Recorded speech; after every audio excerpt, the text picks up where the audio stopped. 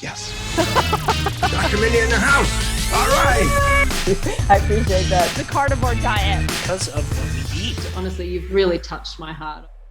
Every decision is based on what you believe at that moment is going to give you more advantage and disadvantage. Every decision. So your brain is a processing, a probability processing, decision-making system.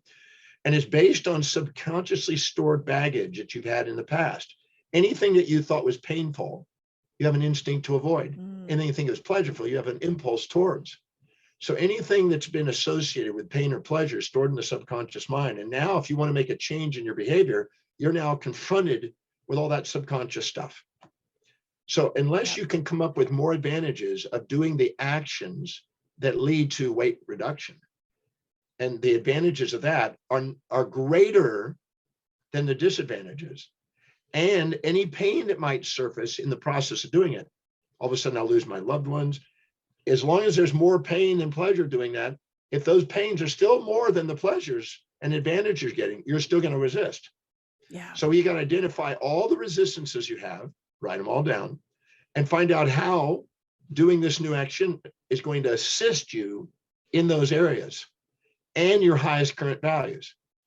And it's a science and it works, but it takes effort. And most people don't want to do the effort. They want a quick fix. They want to blame. They want to blame the diet, or they want to blame this, or they want to blame, I can't eat. I have people that say I can't eat bread. I can eat 10 slices a day. I don't gain weight. It's not the bread. It's the associations you've made in your mind. It's the associations. And so if you have an association, if I do this, this is going to happen, you're going to prevent yourself from doing it. So you need to stack up all the action steps that are proven to be effective. What are the advantages of doing that? And how are they going to help you fulfill your highest value? And if something comes up that you're afraid is going to occur, how is that going to help you fulfill your highest value? So you reduce the anxiety.